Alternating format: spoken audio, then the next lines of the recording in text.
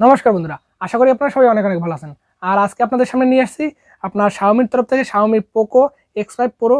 এই ফোনটা বাংলাদেশ মার্কেটে খুব শীঘ্রই লঞ্চ হবে এবং এই ফোনটা কি থাকছে এবং কত টাকা প্রাইস সেগমেন্টে লঞ্চ হবে, এই ফোনটা নিয়ে যত রকমের প্রশ্ন আছে আপনার মনের ভিতরে সকল প্রশ্নের সমাধান নেই আজকে ভিডিওটা।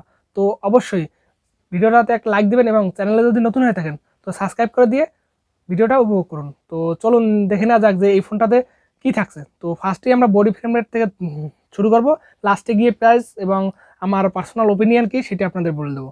তো অবশ্যই আমি বডি ফ্রেম রেট থেকে বলতে বলতেছি। তো এর থিকনেস হিসাবে থাকছে 8.1 মিলিমিটারের থিকনেস এবং এখানে থাকছে কর্নিং গরিলা গ্লাসের আপনার 5-এর প্রোটেকশন। এছাড়াও আপনার ব্যাকেও কর্নিং গরিলা গ্লাস 5-এর প্রোটেকশন এবং প্লাস্টিক ফ্রেম। এছাড়াও এখানে থাকছে আপনার এজি ফ্রস্টেড গ্লাসের সাপোর্টেড এবং এখানে থাকছে এর ওয়েট হিসাবে 202 গ্রাম। তো 202 গ্রাম আপনার 8.1 মিলিমিটার থিকনেস হওয়া সত্ত্বেও ওয়েট ডিস্ট্রিবিউশনটা কিন্তু যথেষ্ট ভালোভাবে ম্যানেজ করতে পারছে। তো অবশ্যই এর হ্যান্ডি ফিলিংস এবং ওভারঅল এর ফোনটা যদি লুকিংটা দেখেন তো আইফোন ক্যাটাগরির লুকিং দিয়েছে, কিন্তু লুকিংটা বেশ ভালো লাগতেছে। তো লুকিংয়ের দিক থেকে আপনাদের মানে যদি আপনার লুকিং বেশি প্রায়োরিটি থাকে তো এই ফোনটা আপনার জন্য অনায়াসেই ভালো ফোন, ভালো লুকিংয়ের ফোন হতে পারে। তো আমার কাছে পার্সোনালি এর লুকিংটা যথেষ্ট ভালো লেগেছে।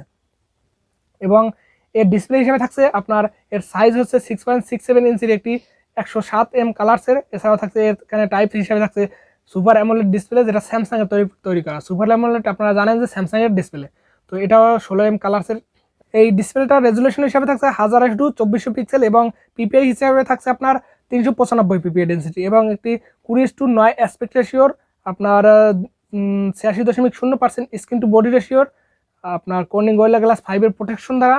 এবং এর মোড হিসেবে থাকছে HDR10+ সাপোর্টেড এবং 120 হার্জ রিফ্রেশ রেটের 700 নিটস টাইপ ব্রাইটনেস এবং 1200 নিটস পিক ব্রাইটনেসের একটি ডিসপ্লে। তো ওভারঅল এই বাজেট সেগমেন্টে যদি আপনি বিচার করেন যে one of the best display, এখানে স্যামসাং এর সুপার অ্যামোলেড টেকনোলজি ব্যবহার করা হয়েছে এবং 120 হার্জ রিফ্রেশ রেটের একটি ডিসপ্লে, 1200 নিটস টাইপ ব্রাইটনেসের একটি ডিসপ্লে। তো এখানে ডিসপ্লেটা জাস্ট অসাধারণ। তো এই ডিসপ্লেটা আপনাদের যথেষ্ট ভালো লাগবে এবং কালারফুল একটি ভাইব্রেন্ট লুকিং এর একটি ডিসপ্লে। তো এই ডিসপ্লেটা আমার কোনো কমপ্লেন নেই, তবে এখানে 144 হার্জ রিফ্রেশটা এখন পর্যন্ত আসেনি। তবে এটা 120 হার্জ সর্বোচ্চ সাপোর্ট করে সুপার অ্যামোলেড ডিসপ্লেতে, তো এটা আপনাদের এখানে মানিয়ে নিতে হবে। আর এখানে আপনার ব্রাইটনেসটা নিয়ে আমার একটু কমপ্লেন আছে, যেটা ব্রাইটনেসটা 1500 নিটস পিক ব্রাইটনেস থাকলে অন্তত ভালো হতো। তো যে পিক ব্রাইটনেসটা আছে সেটা যথেষ্ট ভালো মানের, তো এটা নিয়ে আপনাদের কোনো টেনশন করতে হবে না, যথেষ্ট ভালো মানের একটি ডিসপ্লে এখানে। এবং এখানে থাকছে আপনার 5G সাপোর্টেড, তো এটা আপনাদের বলে দিচ্ছি। এবং এখানে থাকছে 8খানা ব্যান্ডের সাপোর্টেড, তো এই দিকটাও ভালো রয়েছে আপনাদের জন্য। এবং এর পারফরমেন্স সেকশনে থাকছে ওএস, যেটা অ্যান্ড্রয়েড 11 এবং কাস্টম ইউআই আপনার মিউআই 13.0-তে রান করবে এবং এটা পোকো লঞ্চারের সাথে আসবে। তো আপনারা বুঝতে পারছেন যে এটা কেমন হবে। তো যথেষ্ট ভালো মানের একটি আপনার এখন বর্তমানে কিন্তু শাওমির যে আগে বাঘ ভাল্লুক ছিল ইউআইতে, তো সেইটা কিন্তু আপনারা এখন দেখতে পারবেন না, যথেষ্ট ক্লিন হয়ে গেছে এখন। তো এখন অনায়াসে আপনারা শাওমির ফোন পারচেস করতে পারেন। তবে পোকোর ফোনে একটু ঝামেলা থাকে, তারপরও পোকোর এই ফোনটা কিন্তু মানে ক্লিন একদম ইউআই আপনারা এখানে ক্লেম করতেছে কোম্পানি। আর এর চিপসেট হিসেবে থাকছে Qualcomm Snapdragon 695 একটি 5G চিপসেট, যেটা 6 ন্যানোমিটার আর্কিটেকচার উপর বিল্ড করা। তো একটি ভালো মানের চিপসেট এখানে ব্যবহার করা হয়েছে। আর এর জিপিইউ হিসেবে থাকছে অ্যাড্রিনো আপনার 619 এবং 64 বিটসের একটি জিপিইউ। তো ওভারঅল প্রসেসরটা যথেষ্ট ভালো মানের প্রসেসর। আপনারা অবশ্যই জানেন যে Qualcomm Snapdragon-এর আপনার প্রায় 778G'র মতন প্রায় পারফরমেন্স দিয়ে থাকে এই প্রসেসরটা। 6 সিরিজের হলেও আপনার 778G'র মতন প্রায় পারফরমেন্স দিয়ে থাকে। তো এখানে ভালো মানের একটি প্রসেসর, এটা নিয়ে আপনাদের কোনো টেনশন করতে হবে না। অনেকগুলো ফোনে আপনারা এটা দেখতে পেয়েছেন যে ইতিমধ্যে কিন্তু যতগুলো ফোন আসতে চলছে, তো সবগুলো ফোনে কিন্তু আপনারা এই 695 প্রসেসরটা দিয়ে অনেক ফোন আসছে। তো এই প্রসেসরটা যথেষ্ট পরীক্ষিত একটি ভালো প্রসেসর। তবে এখানে একটু সমস্যা আছে যে ক্যামেরাতে হাই মেগাপিক্সেল সাপোর্ট করে না এবং আপনার 4K ভিডিও রেকর্ডিং সাপোর্ট করে না, এটা একটু কমতি আছে এখানে। এছাড়াও যথেষ্ট ভালো মানের প্রসেসর আপনার এখানে। তো চলুন দেখে নেওয়া যাক এর র্যাম হিসেবে কি থাকছে। এর র্যাম হিসেবে থাকছে আপনার 6GB এবং 64GB রোম এবং 8GB 128GB রোম। তো র্যাম ম্যানেজমেন্টটাও ভালো রেখেছে। আর এর সাথে থাকছে আপনার সর্বোচ্চ 8GB পর্যন্ত ভার্চুয়াল র্যামের সাপোর্টেড, তো যেটা একদম একটি ভালো মানের ফিচার। এখানে আপনারা র্যামটা বাড়িয়ে নিতে পারবেন, এটা একটা ভালো টেকনোলজি। তো ভার্চুয়াল র্যাম আপনারা পেয়ে যাচ্ছেন। এছাড়াও থাকছে আপনার এখানে ইন্টারনাল আপনার এসডি কার্ডের স্লট থাকছে, যেটা স্ট্যান্ড বাই, মানে দুইটা সিম কার্ড একসাথে লাগাতে পারবেন, কিন্তু আপনার সাথে মেমোরি কার্ড লাগাতে পারবেন না। মেমোরি কার্ড লাগাতে হলে নেক্সট অপশনে মেমোরি কার্ড লাগাতে হবে আপনার একটা সিম খুলে রেখে। তো এই দিকটা আপনাকে লক্ষ্য রাখতে হবে।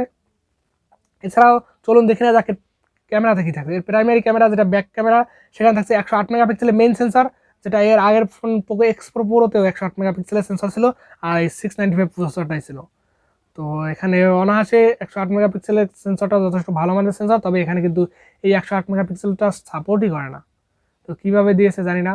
তো কোম্পানি বলতেছে যেটা অনেক কাস্টমাইজেশন বা অনেক কিছু করে তারপরে এই ক্যামেরাটা সেন্সরটা বসিয়েছে। তো দেখা যাবে আসলে ফোনটা আসলে কেমন এটার ক্যামেরার এক্সপিরিয়েন্সটা পাওয়া যায়। তো সেটা ফোনটা আসা পর্যন্ত ডিপেন্ড করতে হবে। আর এখানে থাকছে 8 মেগাপিক্সেলের আলট্রা ওয়াইড সেন্সর এবং 2 মেগাপিক্সেলের ম্যাক্রো সেন্সর। তো ওভারঅল ক্যামেরা সেটআপটা ভালো আছে, তবে এখানে যদি 2 মেগাপিক্সেলের ম্যাক্রো সেন্সরটা না দিয়ে আপনার এখানে যদি একটা আপনার টেলিফটো জুম লেন্স দিত, যে অন্তত 5 মেগাপিক্সেলের যদি টেলিফটো জুম লেন্সটা দিত তাহলে অনেকটা ভালো হতো। তো এটা আমার কমপ্লেন, যেটা টেলিফটো জুম লেন্সটা দিক অন্তত, এটা কাজের সেন্সর আমি মনে করি। তো ওভারঅল ক্যামেরা যথেষ্ট ভালো মানের পিক্সেল আপনাকে এখান থেকে দিয়ে দেবে অনায়াসে, নো ডাউট আপনারা ভালো পিক্সেল পাবেন। তবে এখানে ভিডিওর ক্ষেত্রে আপনারা 4K ভিডিও রেকর্ডিংয়ের সাপোর্ট পাচ্ছেন না, আগেই আমি বলছি, তো এখনও বলতেছি। তো ভিডিওর ক্ষেত্রে আপনাদের একটু মানে কমতি মনে হবে। তো এটা যদি মানিয়ে নিতে পারেন তাও আপনার জন্য বেস্ট ফোন হতে পারে। এবং এর সেলফি সেন্সর হিসেবে থাকছে আপনার 16 মেগাপিক্সেলের একটি সেন্সর, এবং যেখানেও থাকছে 1080 বেস পর্যন্ত ভিডিও রেকর্ডিং সাপোর্টেড। তো ওভারঅল আপনারা বুঝতে পারছেন যে এর ক্যামেরার কনফিগারেশন কেমন, ওই আগের X4 Pro মতনই সেম ক্যামেরার কনফিগারেশন, এখানে কোনো চেঞ্জেস নেই। তবে লেটেস্ট কিছু ফিচার পেয়ে যাবেন ক্যামেরার ভিতরে, এই পাচ্ছেন ক্যামেরাতে।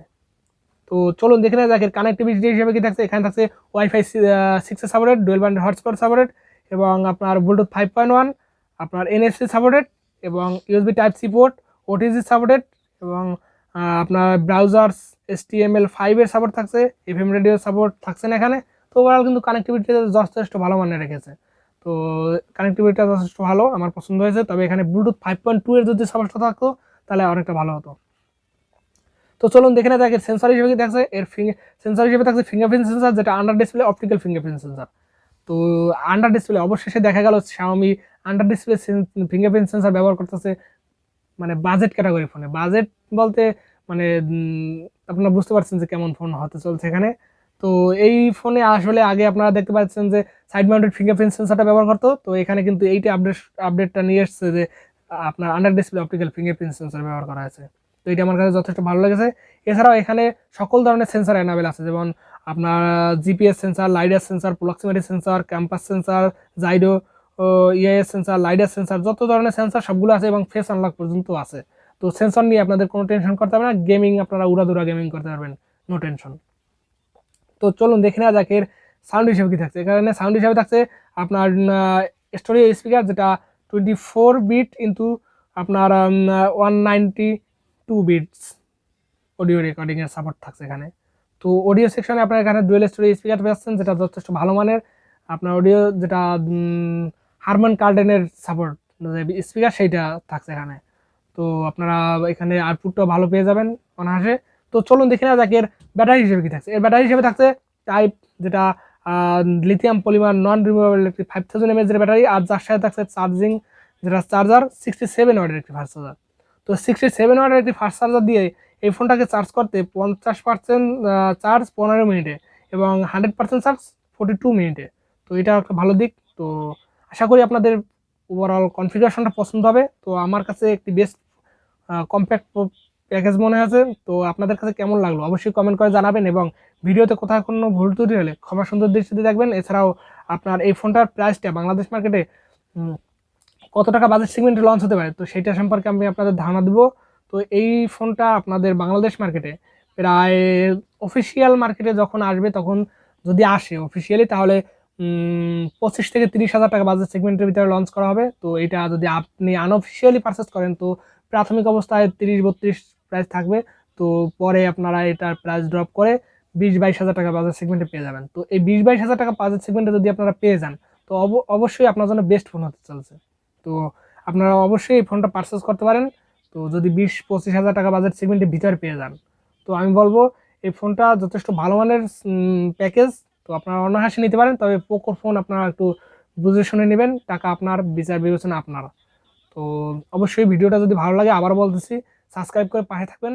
দেখা হচ্ছে নেক্সট ভিডিওতে, সবাই ভালো থাকবেন, সুস্থ থাকবেন।